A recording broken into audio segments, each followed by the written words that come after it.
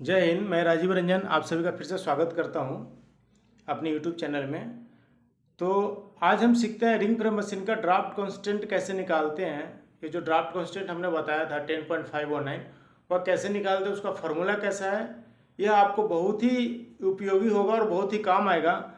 Suppose अगर back role हमारा और फ्रंट रोल जो है उसके डायमीटर है, उसमें अगर हमें 27 mm की जगह 30 mm, 30 mm की जगह 27 mm चेंज होती है, तो ड्राफ्ट कांस्टेंट कैसे निकलता है तो उसके लिए मैं आपको बता रहा हूँ। तो देखिए, ड्राफ्ट निकालने के लिए सबसे पहले क्या होता है कि जो ड्राफ्ट होते हैं हमारे दो रोल के बीच में होता है, एक फ्रंट रोल और एक बैक रोल। यही दो रोल के बीच में मेरा ड्राफ्ट होता है, जिसके कारण मेरा यान का काउंट बनता है, यानी हमारा जो धागा है वो पतला बनता है।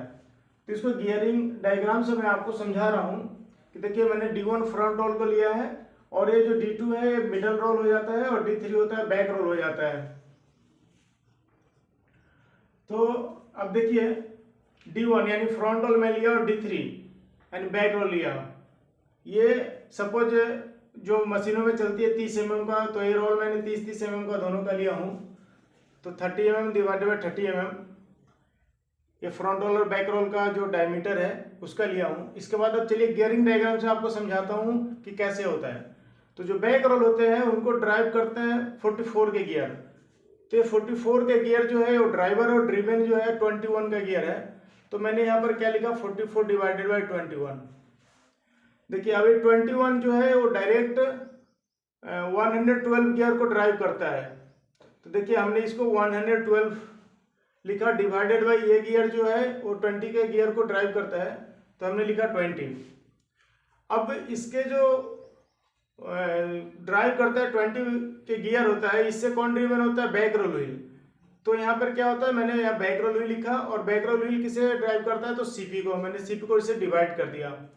अब देखिए, सीपी किसको ड्राइव कर रहा है, तो सीपी जो है वो 26 के गियर को ड्राइव कर रहा है, तो हमने 26 लिखा और 26 के गियर जो है वो 29 के गियर को ड्राइव कर रहा है, तो हमने 29 को यहाँ पे डिवाइड किया। देखिए, इसी फॉर्मूला को अगर कैलकुलेशन करेंगे तो मेरा फ्रंटल डाया और बैक रोल डाया 30 mm का है। बैक रोल और सीपी को हम ऐसे ही रहने देते हैं, तो मेरा ये जो है वो क्या हो जाता है, इसका कैलकुलेशन करेंगे तो 10.519 मेरा ड्राफ्ट आता है और यही मेरा ड्राफ्ट कांस्टेंट होता है। अब जब भी हम कभी मशीनों का गियर निकालते हैं तो क्या करते हैं, यही 10.519 इसी को मैं बैक रोल और सीपी से मल्टीपल बैक रोल से करते हैं और सीपी से डिवाइड करते हैं, तो मेरा ड्राफ्ट निकल के आता है। तो ये गियरिंग डायग्राम बहुत ही इंपॉर्टेंट है, आप इसे चाहे तो नोट कर लें, बट ये फॉर्मूला को नोट कर लें। अगर मेरा फ्रंट रोल का डाया जो है 30 की जगह 27 mm हो रही है, तो भी इसी फॉर्मूला के द्वारा हम निकाल सकते हैं।